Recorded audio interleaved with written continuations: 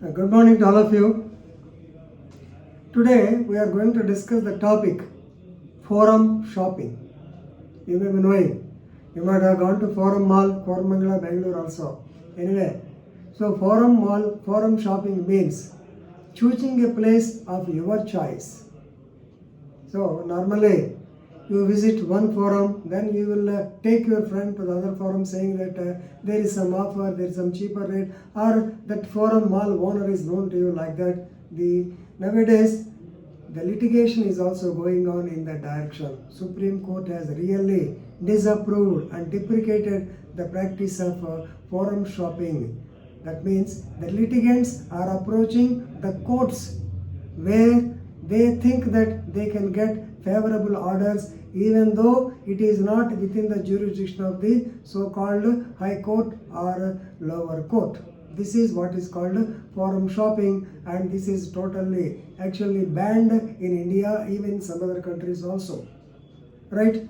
So now a situation has come to that stage that not only the domestic forum shopping, but it has gone to the extent of transnational forum shopping, particularly in the company law and arbitration cases. So it has to be abandoned, it has to be deprecated. Of course, Supreme Court, whenever it comes to the notice of the Supreme Court, they are definitely not encouraging the same. Right? So this is what is called forum shopping. So when we discuss about the jurisdiction, normally according to section 17 of the CPC, if the property is located in the jurisdiction of more than one courts, then you can choose the option to file the same in any one of the courts. And secondly, if you are doubtful about the jurisdiction, you can file under section 20. You can file, this is a residual section, you can file in any case, and they can take up the case by giving consent or by bringing a recording a statement. When section 18 and 20 we discuss the same. But here what is happening, they are taking it as advantage and approaching the court where they can get some favorable orders, and this is not correct. Supreme Court has time and now again deprecated this, and in the famous case of first Union of India versus Oswald Mills, Woolen Mills Limited, 1984. Here what happened is, even though the registered corporate or head office of the company, Oswald Woolen Mills, was located in Ludhiana, that is in Punjab, but the petitioners approached, the company people approached the High Court of Calcutta and got the ex parte ad interim order, ad interim relief. So it is nothing but definitely injustice to the other party, particularly to the government of India. After the intervention of the Supreme Court order, Supreme Court set aside and observed that the action taken is as a part of the maneuvering legal battle, which is not encouraged. Similarly, in the case of Morgan Stanley, Morgan Stanley Mutual Funds versus Karthik Das, 1994.